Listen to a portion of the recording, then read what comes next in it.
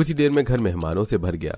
जहां एक तरफ उसके देवरों की हल्दी लगाई जा रही थी, वहीं देविका अपने कमरे में बंद अकेली बैठी रो रही थी। उसे मेहमानों के बीच न देखकर उसके पति ने कुमुद से पूछा कि माँ, देविका कहाँ है? अरे बेटा, बहू की तबीयत काफी खराब है, इसलिए वो अपने कमरे में आराम कर रही है। अपनी माँ की बात सुनकर उसका पति उससे मिलने कमरे में गया, जहां देविका बेड पर बैठी हुई थी। रोने की वजह से उसकी आंखें सूज गईं और साथ ही वो इतनी कमजोर हो गई थी कि वो सच में बीमार ही लग रही थी। तुम्हें क्या हो गया देविका? तुम इतनी कमजोर लग रही हो। तुमने मुझे बताया क्यों नहीं कि बीमार हो? चलो हम दवा लेने चलते हैं। आप घबराइए मत, मुझे बस थोड़ी कमजोरी महसूस हो रही है। मुझे चक्कर आ रही थी, इसीलिए मैं फंक्शन में शामिल नहीं हो पाई।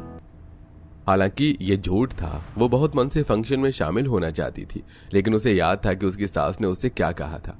उसका पति निराश मन से वहां से चला गया। देविका इसी तरह हर फंक्शन में अपने कमरे में ही बंद रही।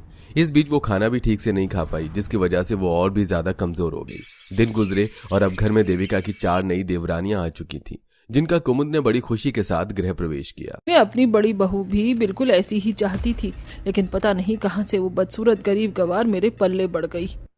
कुमुद अपनी बहुओं की आरती उतार रही थी कि तभी माँ जी, हमने सुना था कि हमारी एक जेठानी भी है और उनकी तबीयत ठीक नहीं है, इसीलिए वो हमारी शादी में शामिल नहीं हो पाए।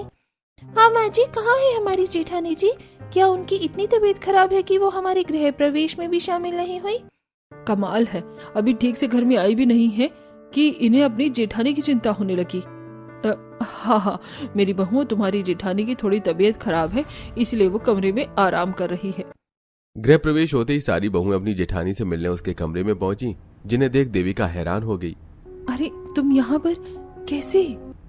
अरे नहीं भाभी, माफ करना, आपको डिस्टर्ब किया। आपकी तो सच में काफी तबीयत खराब लग रही है, आप बहुत कमजोर भी लग रही हैं। एक तरफ हम सब ने इतनी खुशी से शादी एंजॉय की, वहीं दूसरी तरफ सारा समय हमारी जेठानी जी अकेली तबीयत खराब में इस कमरे में बंद रही। आप फिक्र ना करें भाभी जी, अब हम आ गए हैं, हम आपका पूरा ख्याल रखेंगे और आप फिर से तंदुरुस्त हो जाएंगी।